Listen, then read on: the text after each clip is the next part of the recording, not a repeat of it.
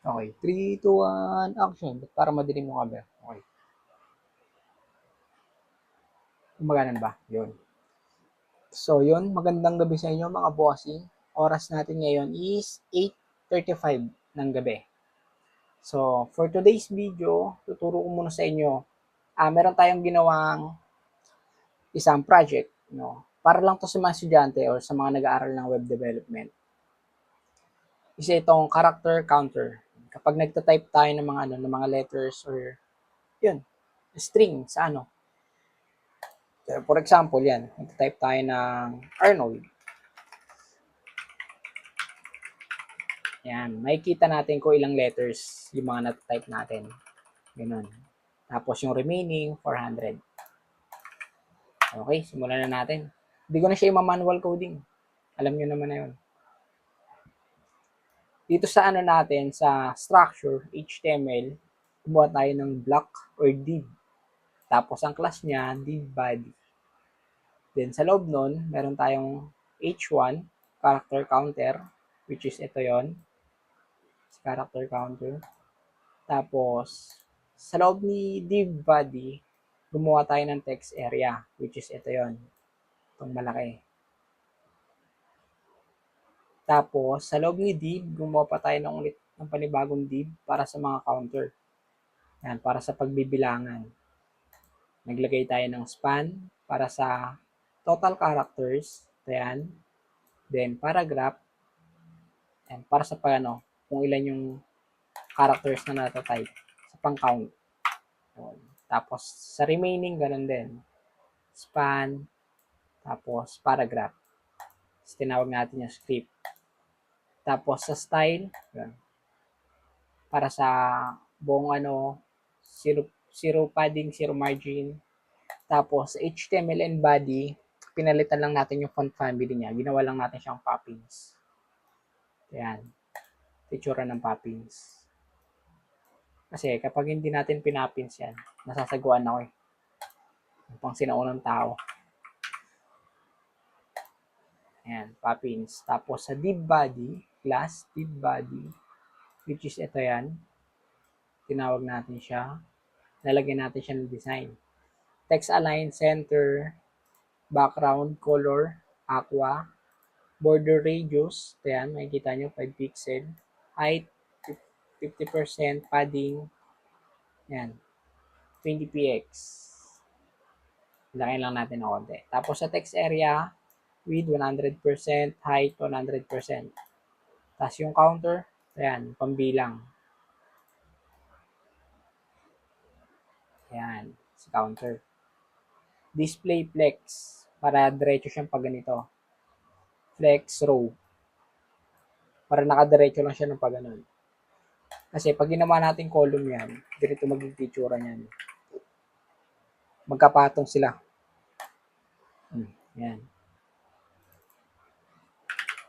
Pag yung row horizontal, tapos pag column vertical. Yung. Tapos justify space around. Magkano sila ng konti, magkahiwalay. Okay? Tapos na tayo sa HTML tsaka CSS, JavaScript naman. Yan. Dito sa JavaScript, medyo maninibago kayo kasi gumamit tayo dito ng object-oriented, OOP, JavaScript. Una, gumawa muna tayo ng class, counter. Kumbaga sa na yun, blueprint. Tapos, constructor, yan.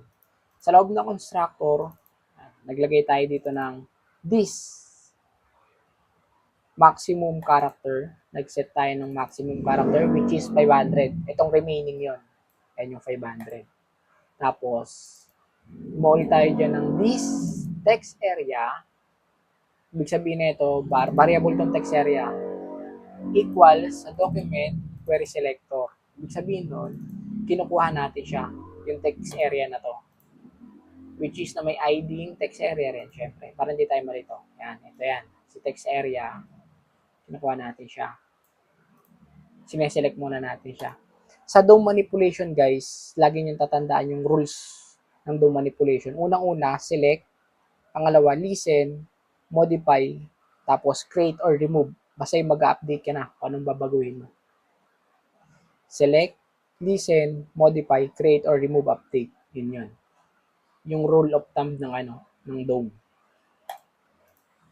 Yan, unang-unang ginawa natin, select. Ayan, select.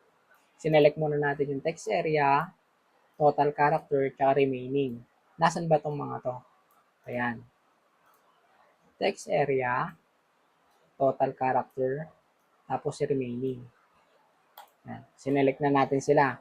Tapos yung pangalawa natin gagawin, listen. Ayan. Ibig sabihin, tinatawag natin, itong si text area, maglalagay tayo ng add event listener.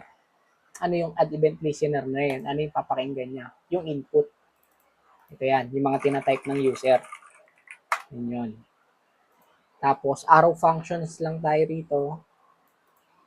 Tapos, sa loob ng arrow functions, tinawag natin yung mga methods or function. Ito yan, si getTotal, tinawag natin. Method to guys, method function, isa lang. Pag gumamit ka na object-oriented, method ang tawag doon sa mga functions. Tinawag natin si getTotal, tsaka si getRemaining. Ito si getTotal, ito yan, para dito yan sa total characters. Ibig sabihin, itong total character, ano yung laman ni total character? Ito yan. Ito, si span. Anong gagawin niya? Text content. Ayan, ipapakita niya yung text content. This text area, value. Ano yung value nun? Yung tinatype ni user. Ito yung value. Tapos, pag sinabing length, yan. Yung length. Value.length. Yun yun. Yun yung purpose ng code ng method. Tapos, para naman kay remaining, this remaining. O, ito yan, si remaining. Text content, this max character. Ilan siya? 500. Minus. Sa this text area, ito yan, this text area, value. Yung value yung tinatype ulit ni user, that length. Para nababawasan siya. Tapos yan. Count, lang tayo dyan, const counter, new counter. Subukan natin. Miski yung pag-enter dyan guys, meron din siyang So yun. Hanggang sa susunod na video ulit. Peace!